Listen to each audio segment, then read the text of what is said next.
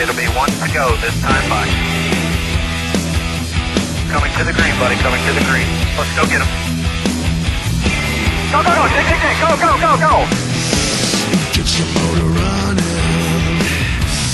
Head out on the highway. Chase driver press conferences. We're pleased to be joined right now by Greg Biffle, driver of the number 16 Dish Network Ford. He's third in points and certainly off to a very, very good start in the chase with 2 wins in the first 3 races. Greg, talk about your approach and your outlook as you head into this this important weekend here at Talladega. Well, I'm really excited about this weekend. I think this Talladega race is going to be fun and exciting. I think a lot can happen here on Sunday, and I definitely think that we're going to see. A little bit, moving the points this weekend, just because it's more wide open, so to speak. It's not that you're going to have, I think the top 3 in points battling for the lead or battling for first, second, third this week. I think there's going to be certainly more guys in the mix, obviously, and I think the potential's there for a little bit of movement. Okay, thank you. We'll take questions now. If you have one, raise your hand high. We'll bring you a wireless mic. State your name and who you're with. I believe, Reed, did you have a question over here? Okay, we got a mic right there for you.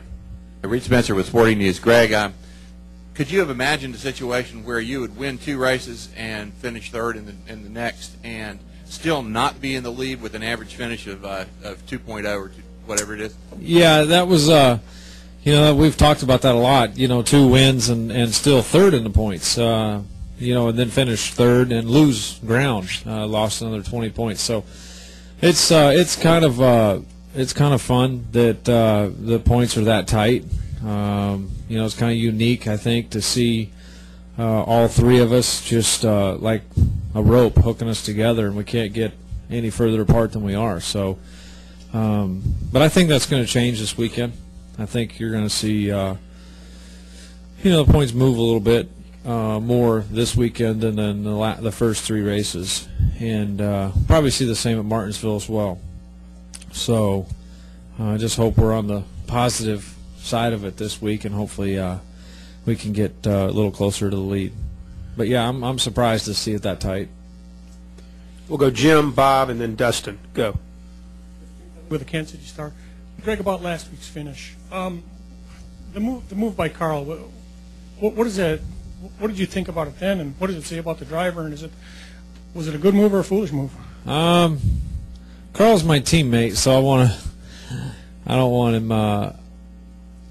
want him to be upset, but I think that it was fun to watch on TV, and it's been fun to talk about. But really, if you go inside the car, and the thought process is, okay, I'm gonna drive down in here.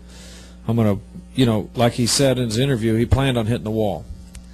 So there's just a lot of risk involved in that, from the driver's point of view. Granted, he had a lot of room over third place, but he run down in there, and he was talking about grazing the wall, so maybe not so much risk. But if he didn't clear the 48 car, they're both in the fence.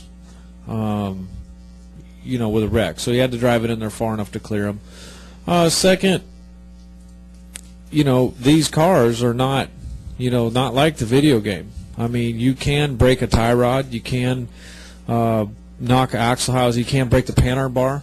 If you broke the Heim joint on the panhard bar, that car is going to be, probably not going to be able to make it back to the start-finish line going straight ahead. You're going to spin out, or you're going to cut a drive shaft in half, and those kinds of things. Break a brake rotor, break a hub, break a ball joint.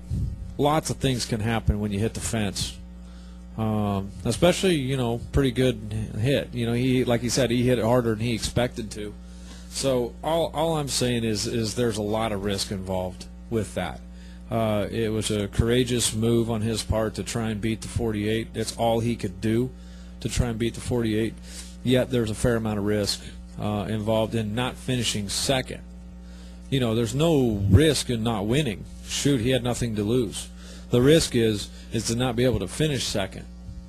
because something happened to the car when it hit the fence. So I'd have to probably think long and hard about that move. I mean, maybe at Homestead, for the championship.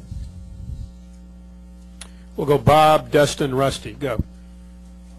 Bob Margolis with Yahoo Sports. Greg, when you're top 3 in points, you can come into this race with a philosophy of either I got to run first or second, or I got to run 38th for most of the race. And a lot of people say, oh, that's playing prevent defense, and the fans maybe don't like it, but it's really the smart move to make, isn't it? And unless you've got a car where you can be in the first or second position, isn't it the smart move to protect yourself? And I don't know what your philosophy is going into this with your crew chief either. Yeah, it is. It is a smart move.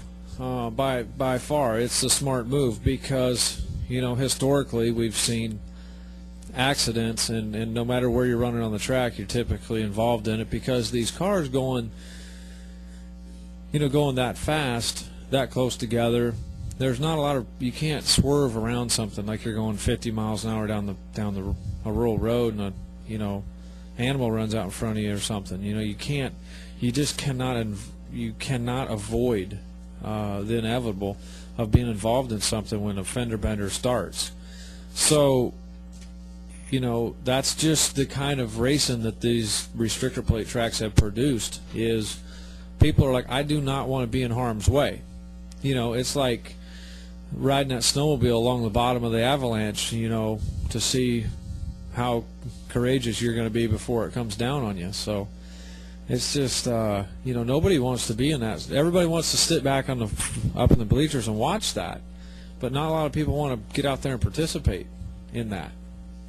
So that's the situation you're in. Do you want to participate in that or not? You got to make that decision. I don't think there's anything wrong with it because it's being smart, and saving your race car for being able to race, being able to race the guys at the end. Yeah, I mean, I hate to say it hate to see it for all the competitors, or all the fans that want to come out and watch a great race. They're going to see a great race. They're going to see a great race with 50 laps to go or 25, 40 laps to go. They're going to see an awesome race.